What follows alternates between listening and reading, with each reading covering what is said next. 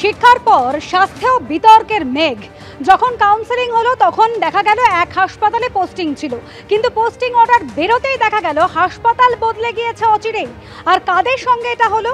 আরজিকর হাসপাতালের তিন অন্যতম মুখ দেবাশিস হালদার, অনিকেত মাহাতো এবং আশফাকুল্লাহ নাইয়া, যারা আরজিকর আন্দোলনে অন্যতম প্রধান মুখ ছিলেন। আর এই পোস্টিং অর্ডার ঘিরে ফের বিতর্ক তুঙ্গে উঠেছে।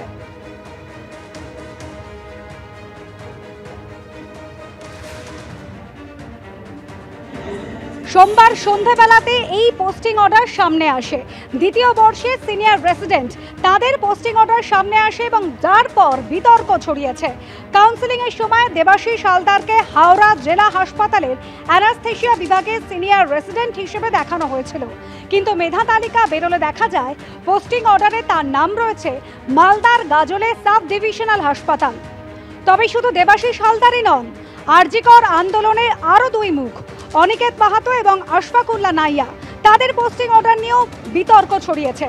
কাউন্সেলিংয়ের সময় ফার্স্ট ইয়ার সিনিয়র রেসিডেন্ট হিসেবে অনিকেত মাহাতোর নাম ছিল আরজিকর মেডিকেল কলেজে, আর পোস্টিং অর্ডারে সেই জায়গা বদলে হয়েছে একেবারে রায়গঞ্জ মেডিকেল কলেজ।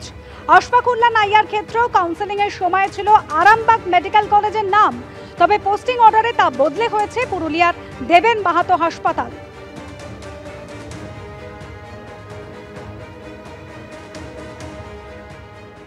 প্রতিহিংসা ছাড়া আর কোনো অন্য ব্যাখ্যা নেই। আইনজীবীদের সাথে আমাদের পরামর্শ হচ্ছে এটা একটা কমপ্লিটলি ইলিগাল ব্যাপার। মেরিট বেসড কাউন্সেলিং সিস্টেম শুরু হয়েছিল, সেই স্বচ্ছতার পথে এটা একটা বাধা। আমরা নিয়ম বহির্ভূত বলছি এই জন্য, আমরা সিনিয়র রেসিডেন্ট, আমরা বন্ড পোস্টিং এসেছি, পশ্চিমবাংলার যে কোনো জায়গায় আমরা কাজ করতে রাজি আছি, এই নিয়ে আমাদের কোনো সমস্যাই নেই। কিন্তু সবই স্বাস্থ্য ভবনের অর্ডার, স্বাস্থ্য ভবনের অর্ডার অনুযায়ী করা হয়েছে, কিন্তু সেই জায়গাটা থাকছে না কেন? আমরা জানতে চাইছিলাম ম্যাডাম ওই অর্ডারের রুল কি, নিয়ম কি, কি নিয়মের বেসিসে এই অর্ডার এসেছে, তার লজিক কি, তিনি কোনো সদুত্তর দিতে পারেননি। স্বাস্থ্য সচিব নারায়ণ স্বরূপ নিগম তিনি বলছেন এ বিষয়ে যে লিস্ট বেরিয়েছে, সিনিয়র রেসিডেন্ট ডক্টরদের তাদের পোস্টিং দেওয়া হয়েছে। যদি এ প্রসঙ্গে কারোর কোনো আপত্তি থাকে তাহলে লিখিতভাবে অভিযোগ জানাতে হবে, এর মধ্যে অন্য কোনো বিষয় নেই।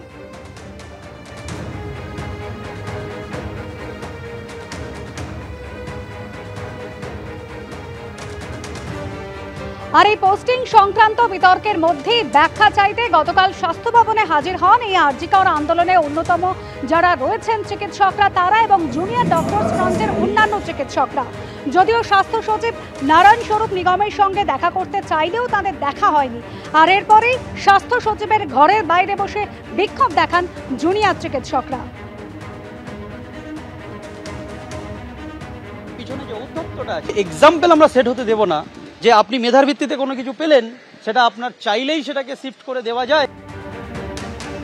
আর স্বাস্থ্য ভবনে এই যে পোস্টিং সংক্রান্ত নির্দেশিকা, তাকে অনভিপ্রেত বলছেন রাজ্য সরকারের তৈরি গ্রিভেন্স সেলের চেয়ারম্যান।